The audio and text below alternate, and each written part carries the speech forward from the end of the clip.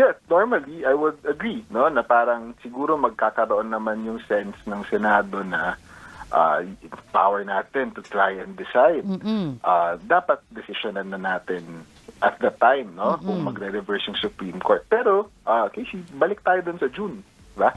Nung June, nabigyan sila ng pagkakataon nung nagbukas yung court, yung impeachment court, na ituloy na yung trial. Yeah. Pero ang nangyari, instead na try and decide, kaya nga paulit-ulit yung faculty na I think na kinaiinisan na nung ibang senators, no, yung kaya nga forthwith, instead na ituloy nila yung trial, ang nangyari din ay binalik naman nila sa House ngayon. Hey, what's up? Welcome back din sa ating channel dito sa Steve. Alright, so tayo nagbabalik muli mga babayan. Pero syempre, bago ang lahat, please don't forget to subscribe, like, share, at comment dyan sa comment section. So, kamusta ang sinaing nyo today? yes, ano ba? Hindi ba nag-curdle yung sinaing niya? Anyway, I guess ang ano talaga po natin dito, ang takeaway natin dito is meron din sana talaga tayong malino na sinusunod na mga legal processes kahit po sa Kamara, no, or sa Senado, para wala na masyadong ganung away or debate pa, di ba? On who was wrong, who did it right, di ba?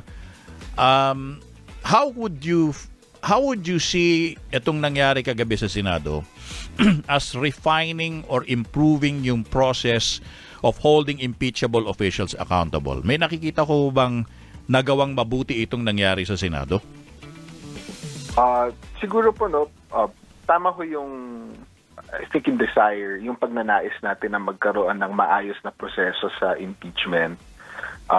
Kaya po mahalaga yun kasi kinikilala po ng ating saligang batas na politically difficult. No? Mahirap po na political na tanong yung impeachment. At sa panahon na parang hating-hati yung bansa, ang nakatutulong lang sa atin ay kung maayos yung proseso, kung papas yung proseso para sa lahat. So maraming pwede sanang paghanguan ng proseso yung Senado kasi makabago naman talaga yung tanong na nasa kanila. Wala yun sa Senate rules nila. Pero pwede sila tumingin sa Constitution mismo. Pwede sila tumingin sa dati nilang experience o yung president na tinatawag nila. Exactly. Pero parang yung pinili nila na landas, no, from personal ko lang po na akademikong pananaw, mukhang hindi ho kasi siya pasok dun sa dalawang yun. No? So, malako sana ng Senado na ipakita na independent siya na sangay sa Korte Suprema pero bigyan din ng respeto yung desisyon ng Korte.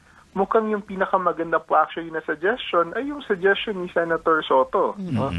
Na basically doon sa motion to table na yun ay magantay tayo, mag-ingat tayo bago tayo gumalaw. Pero obviously hindi po yun yung nanaig kagabi. No? At pinili po ng Senado na basically patulugin yung kaso. Okay. Professor, ang sinasabi naman ng iba, yan mismo ang dinesisyonan kagabi. Yun mismo ang naging desisyon. I mean, you can call it by another name, which is they archived it. Pero in essence, sabi nung iba, parang ano bang term doon? They held it in abeyance, tama ho ba?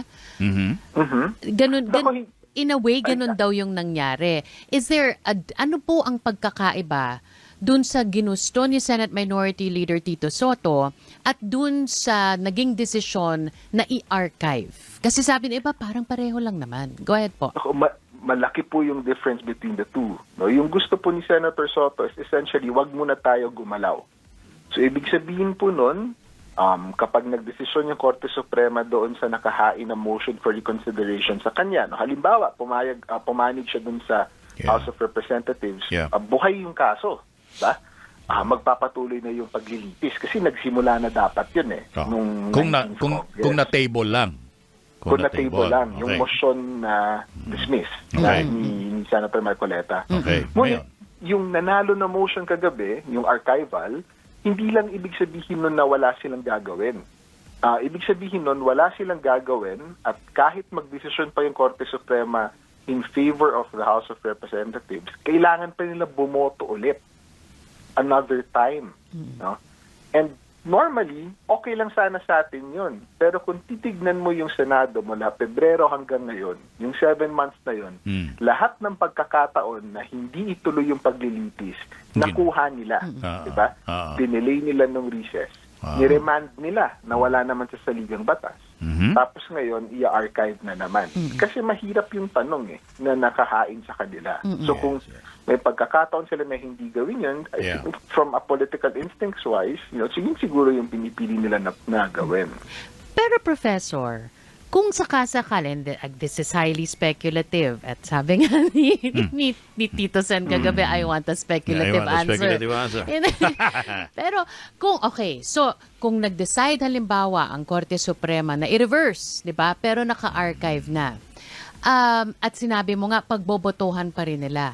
Pero hindi ba dito na pangpapasok ang kanilang mandato bilang the sole authority, diba? The sole authority to try and decide an impeachment case. Kasi kaya lang naman na lumabo yun dahil yung impeachment case na nakarating sa kanila ay according to the Supreme Court, pass na doon sa 1-year ban. Oo, may mali, may flaw.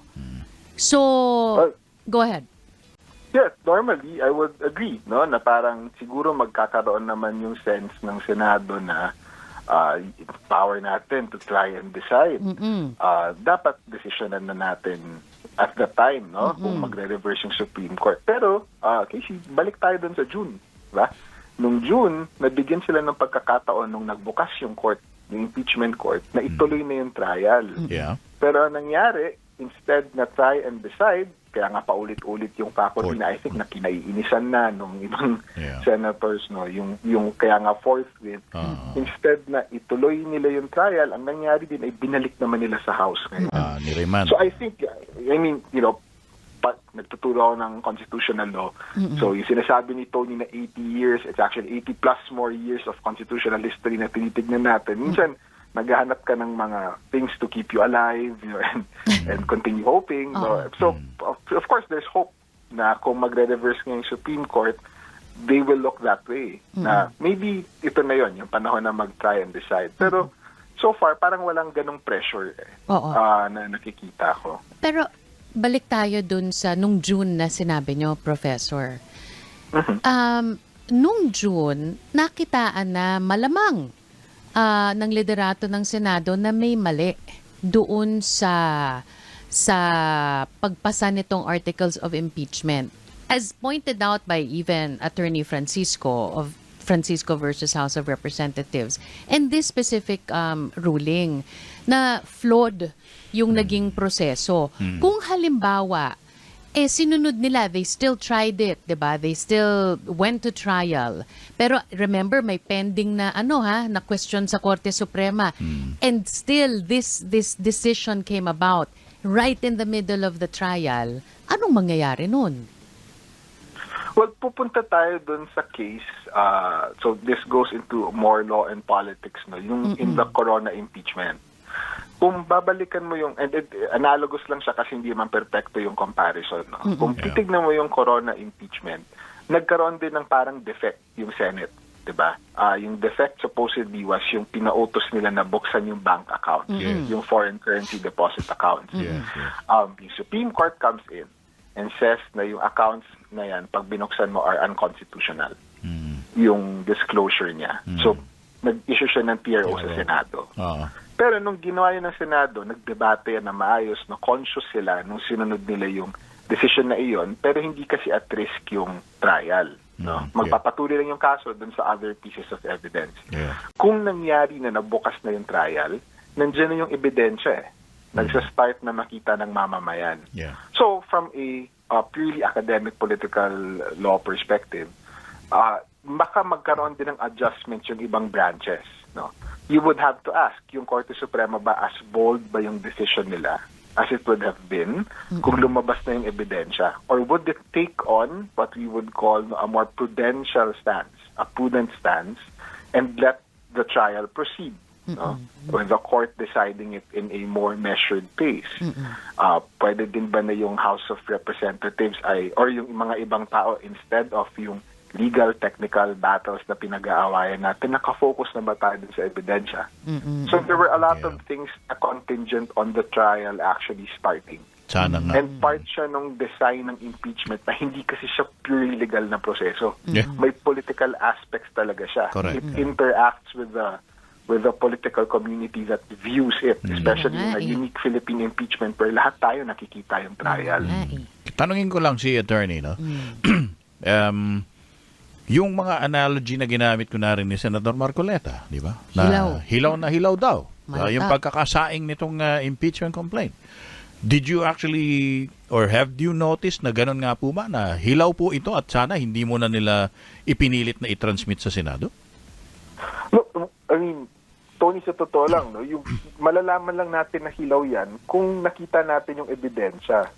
Pero ang nangyari is basically, if you want to use this hilaw na analogy, pinapakuluan na yung bigas, binunot yung saksakan. Kaya siya naging hilaw. So, kaya siya naging hilaw. Pero ang sinasabi ni Senator Marcoleta, hilaw yung proseso. Yung dun sa proseso wala, not even the merits of the case. The process itself. That was the focus of his privileged speech yesterday. I think I disagree with that as well. No? Yung impeachment, you have to look at it as a two-step process na starts in the House and ends in the Senate. Yung sa House mismo, no, bagaman magulo yung kahit papaano, if you want to look at it objectively, there were 4 complaints that were filed. Ang tanong lang naman ay kung ilang initiation ang nangyari. And I think that you'd be very familiar by this time with Francisco and Gutierrez before yung Duterte ruling. Ang binibilang natin ay yung pag-file and referral sa committee of Committee on Justice. Yes. Now, yung ginamit na mode dito sa impeachment na ito is the same mode used sa impeachment ni President Estrada. Yes. It's the same mode used in the impeachment of Chief Justice Corona. Yeah. And we don't, because wala pang referral to the Committee on Justice for the first 3 campaigns, isa lang siya. Correct. So anyway, all of this is to say that it looks like, and based also on the statement issued ng colleagues ko sa UP, na sinunod lang ng House yung mga patakaran na nandyan. Correct.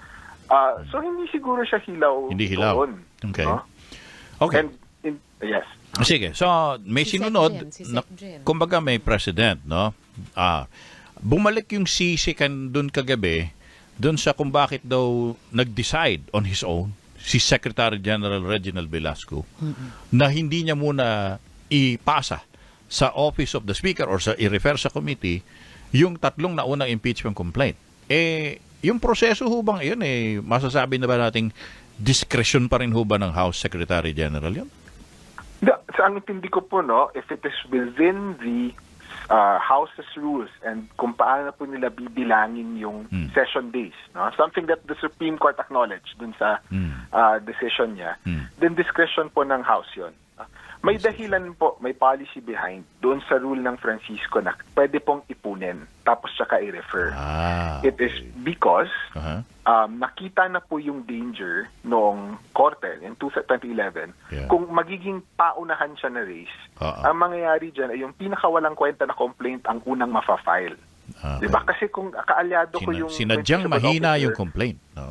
Oo, aabangan ko na, 'di ba? Yung pinakamahina yung ilalagay ko para nagse-set na yung 1-year bar rule, tapos hindi pa siya lulusot sa Kamara. Okay. So, nagkakaroon ng discretion yung House na tipunin muna natin within the allowable period and then i-file natin kasi kung ano yung pinakamalakas, baka yun yung pwede naman na Sige. Alright.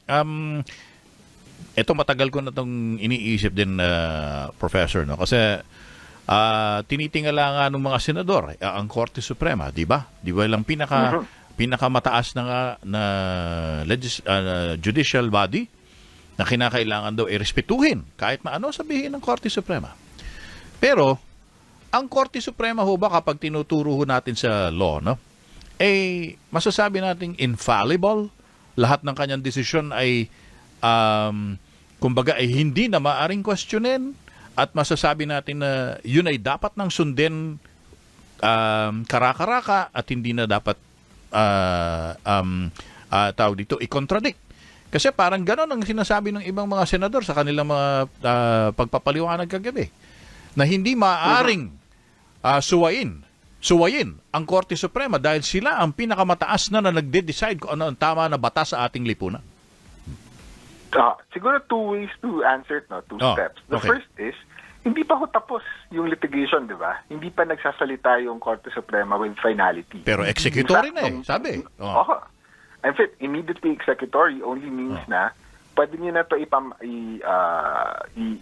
Gamitin. implement. No? Yung gamitin, yung opinion na ito, ngunit hindi pa ibig sabihin na hindi natapos na yung kaso. Okay. And I think using yung course proposed by Senator Soto would not have violated the Supreme Court ruling anyway.